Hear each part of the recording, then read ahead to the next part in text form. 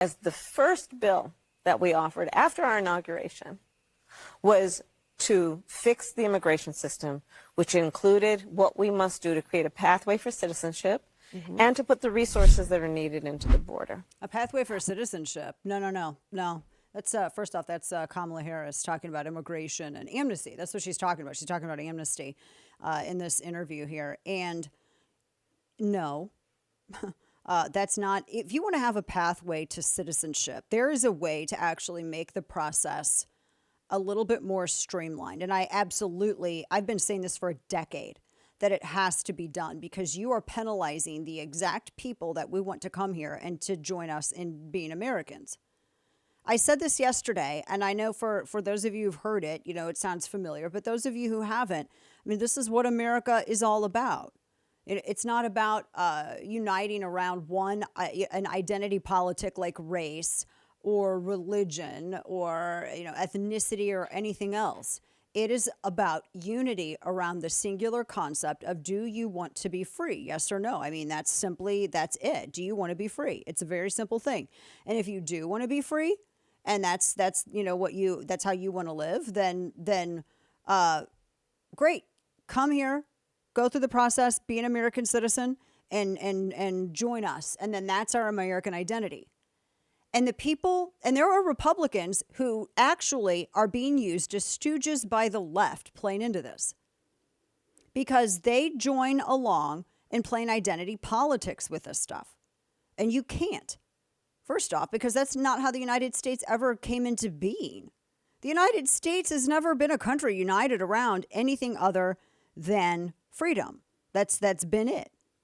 And so whenever I see, like the left, and it's funny because the left always they're the ones who actually engage in what they call the Great Replacement theory, where they think people are going to immigrate and replace all the white people in America. Oh my gosh, this country never started as a purely white. What is wrong with you?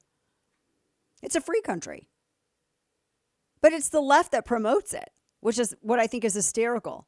And then they act like, oh, the right is afraid of the Great Replacement. They actually, no, the right isn't.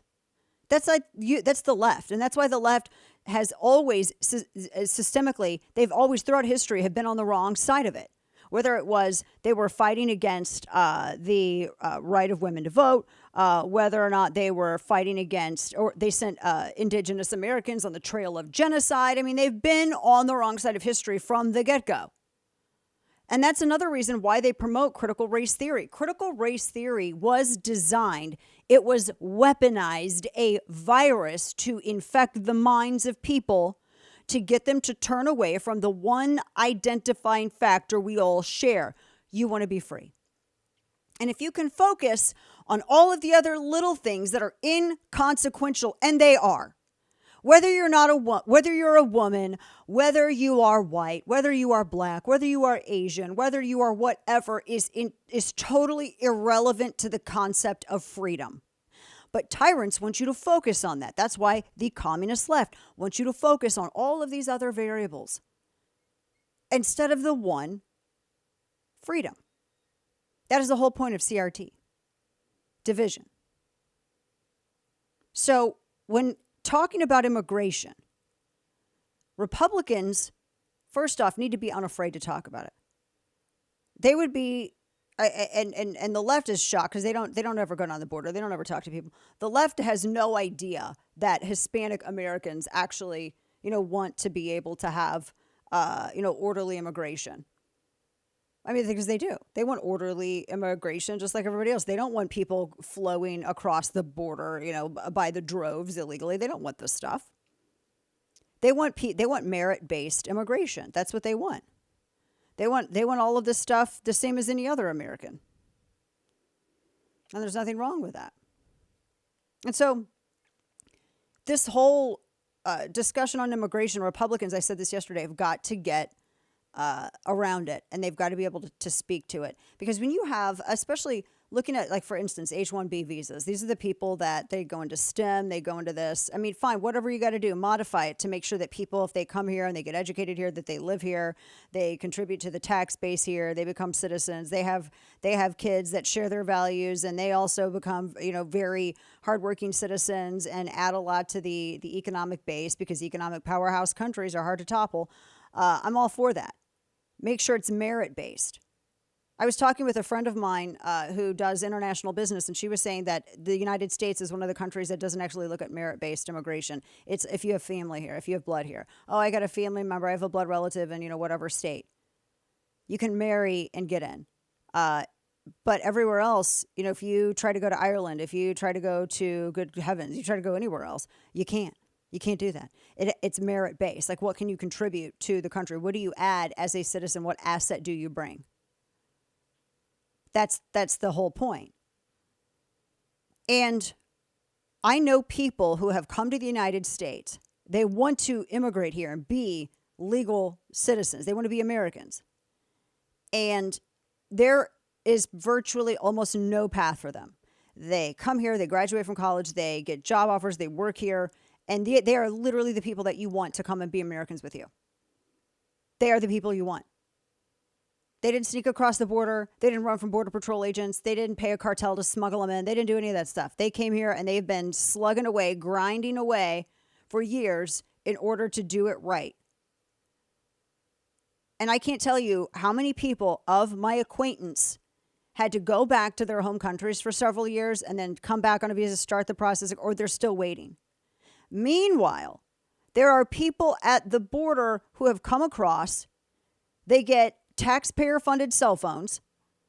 They get a stipend. They get plane tickets or bus tickets.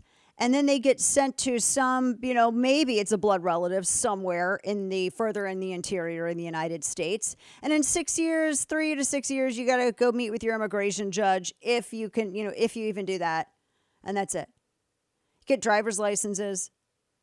In California, they're allowing people who aren't even citizens to vote. I mean, for crying out loud, so you can see how that makes people who are working so hard, how that makes them upset. But in order to do it right, the pathway is full of stupid obstacles that it's almost like the government just wants busy work. And those are the exact people. And you know why? And you know why I also say they're the exact people that you want? Because they vote like you. They're family driven. They share your values. Oh my gosh, they're natural conservatives. Do you think the people that are coming across the border and doing drugs and dealing with fake IDs and everything, are they going to share does that share your values? Not every single person coming across the damn border needs asylum. That is the biggest lie told you in all of this. My friend told me of a woman she knew in her home country in Colombia. And her woman's family, her parents ran a construction company.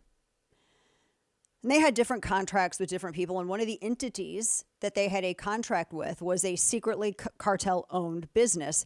And they were using that business to launder money. And unknowingly, the families, because the family are devout Christians, they were unaware until the dad was taken out in a hit. Because the drug cartel, the head of that cartel was taken out. And then the underlings got mad and decided to go and look for where they could get money later. And they ended up, long story short, they ended up taking out that friend's dad, and the whole family had to go into hiding. They were trying to blow up their car. They shot bullets. They shot their houses all up. And they had bullet holes riddled in the sides of their houses and all kinds of stuff. And so they had to get all their documentation. They had to literally flee in the middle of the night and secretly come to the United and beg, and they got asylum. That is an asylum case. Sneaking across the border because you don't want to do it the right way, and then sending your kid back and forth over the border 1,000,000 times because you're making money off it, getting more people in, that's not asylum. There's legitimate differences here. And we need to be honest and forthright when talking about it.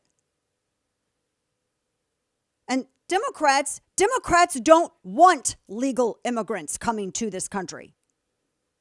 Because if they did, they would have made the process easier, but they don't want them because they don't vote for Democrats. That's why they don't want Cubans coming in. That's why they turned the Cubans away coming into Florida, because Cubans vote Republican.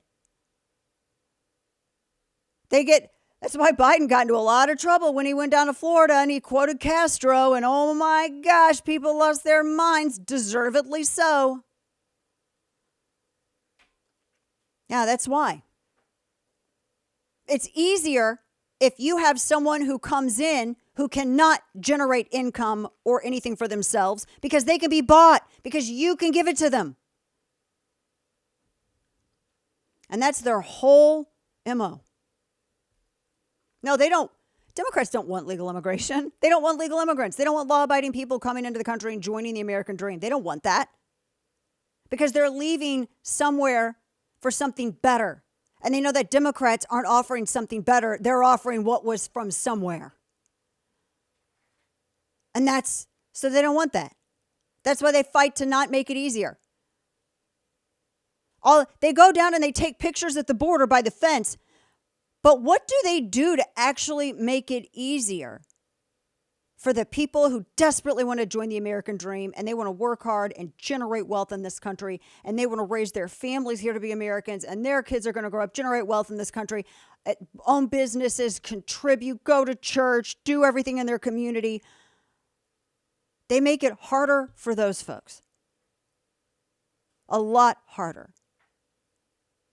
But if you sneak across the border, it's a lot easier. That is the fact of it. I can't tell you how many people I have talked to and how many actual friends I have and acquaintances I have. And I have heard so many stories about how insane it is. And then I hear from, you hear people in the news, you hear it. It's so easy to just come across the border. You get your immigration court date, maybe 3 to 6 years. That's it. It's just asinine. Asinine. No, Republicans have got to get hard in talking about it. Otherwise, they're going to get outmaneuvered by Democrats on this. And that's asinine for that to happen.